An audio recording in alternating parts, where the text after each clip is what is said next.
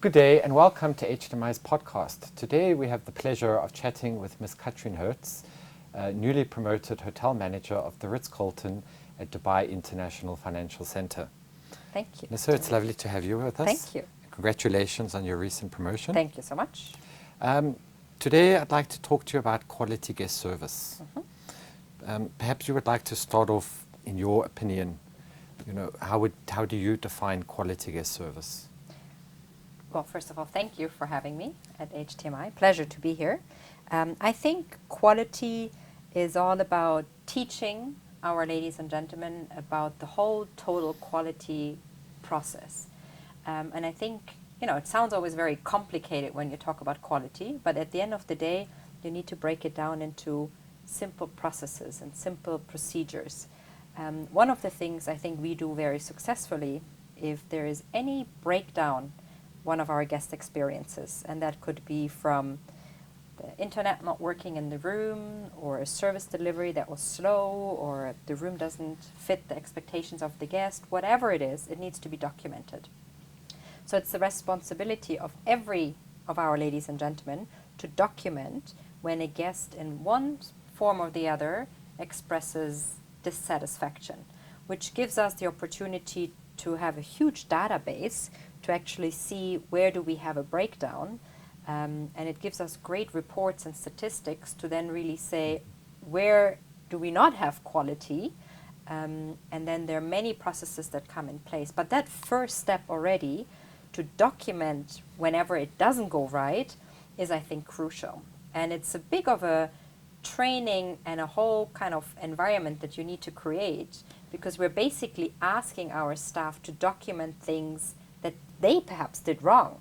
So when I'm a front desk agent and I check a guest into the wrong room category, or if I'm in service and I forget to fire the next course, I need to document that I did wrong because it caused a dissatisfaction for our guest. So how do I create that environment in the first place, that I create this kind of environment of nothing will happen to me?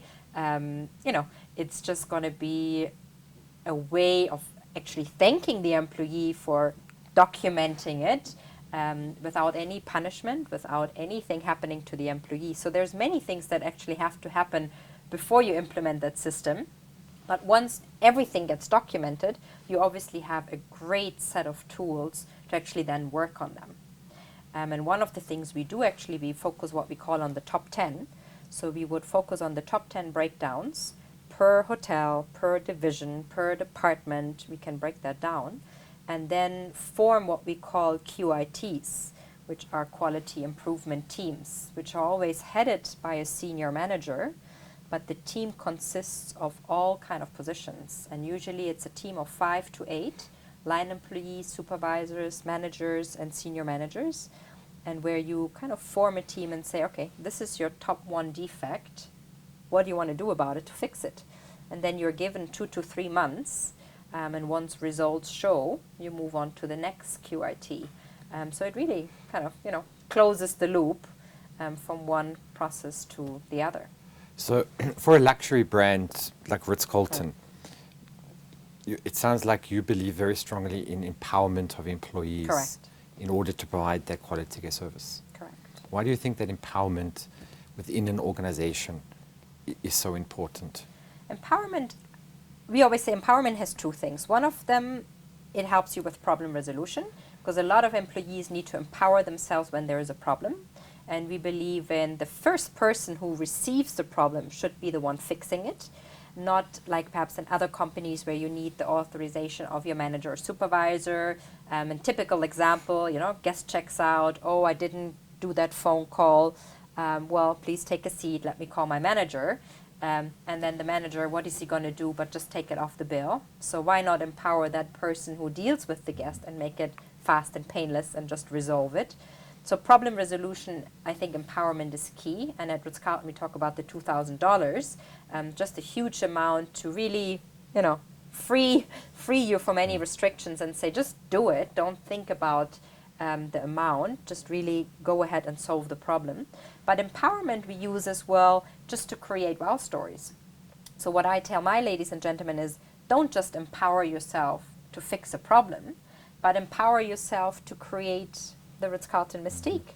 And that would be something like, a guest is mentioning that they're celebrating a special night, and the employee goes out and, buys something that is meaningful for the guest, or the employee, goes out with them to that shop because, the guest would get lost on the way, or that employee that actually does something really small or big, but just something meaningful, and uses the empowerment to create a wow. Yeah, so it's all two about ways. the whole wow factor. Correct. And, I suppose that also means those guests will go away with very happy memories, tell as many friends about their wonderful experience in Ritz Carlton. Correct.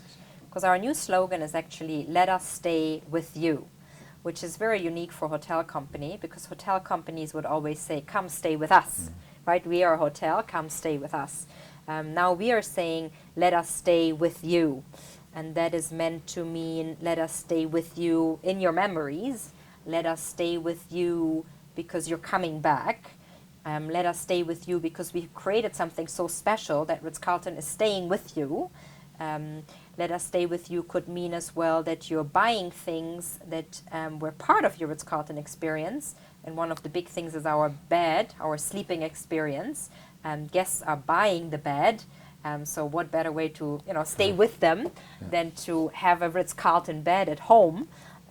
So let us stay with you is really, it can only happen if you, ladies and gentlemen, do something special. It's not going to be I pay, I sleep, I go. It's going to be something on the way that creates that let us stay with you experience. Now, in Ritz Carlton, you call the staff ladies and gentlemen, Correct. serving ladies and gentlemen. What do you think hotels need to do today, or to create this feeling that staff are a lady and a gentleman? Why is this whole concept so important in order to provide that quality guest service? I mean, it's our motto, right?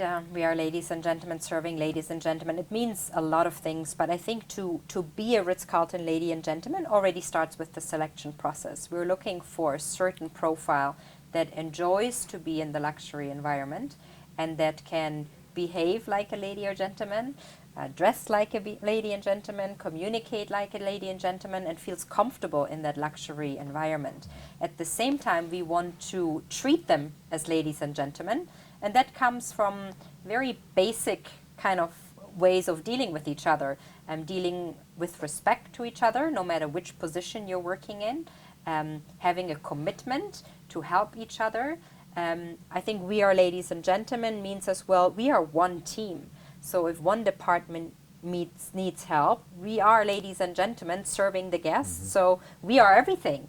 On a busy day, we all help housekeeping. On another busy day, we all help housekeeping or banquets or the valet drivers. And we are just all ladies and gentlemen. We don't say, you're a front desk agent and you are a server. No, you are a lady and gentleman working at Ritz Carlton and you serve the guest. And every day is different, and every day needs something else from you. As long as you enjoy serving, you are part of the ladies and gentlemen team. So what can hotels do to create it? It's a long way. And you need everybody that comes on board to believe in it. And you need everybody that is part of the recruitment to look for people that fit that profile. Of course, Ritz Carlton is a very unique brand, offering utter 5-star service. However, today we're living in a very competitive environment. Correct. We're going through economics crises and recessions, and very often we're fighting for diminishing markets.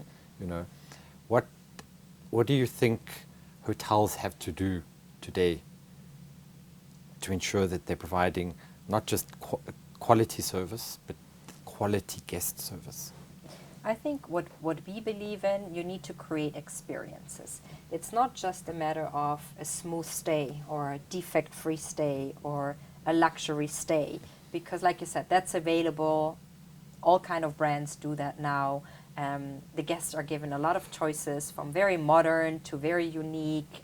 A lot of things are happening, like you said.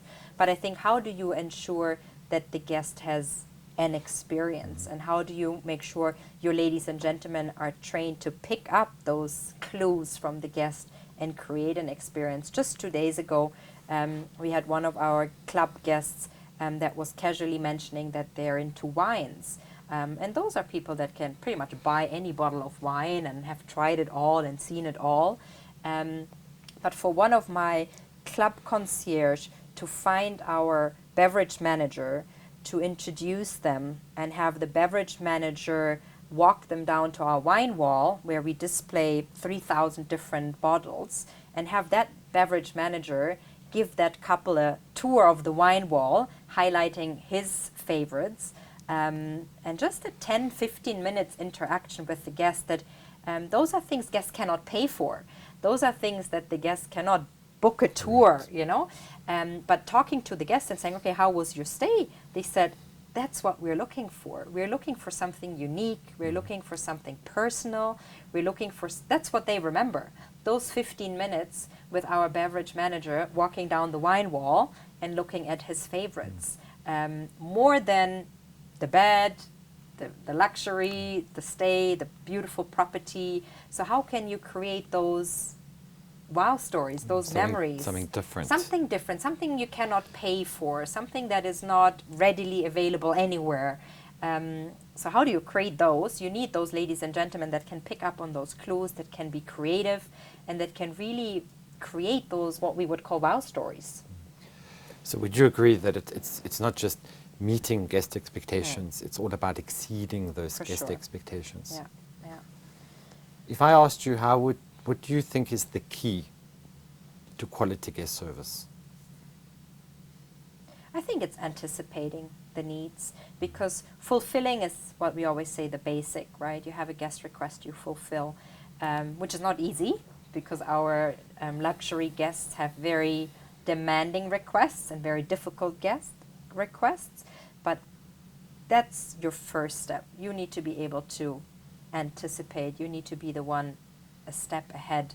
And I think when people come to luxury hotels, that's what they expect from a quality guest service. And those are little things.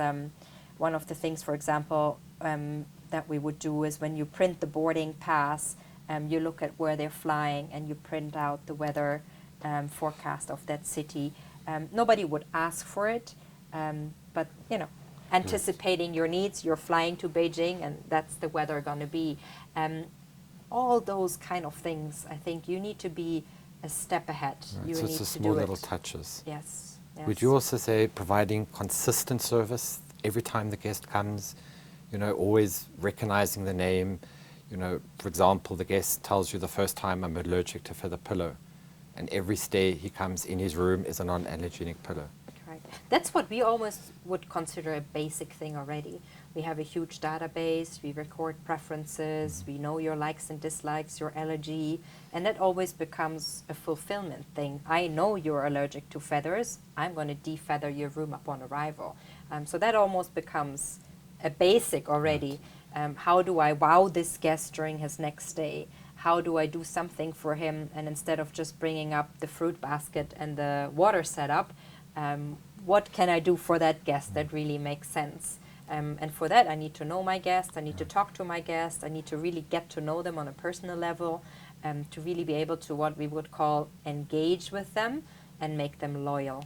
You're saying that customer relationship management within a hotel or within a chain of hotels plays a very important role.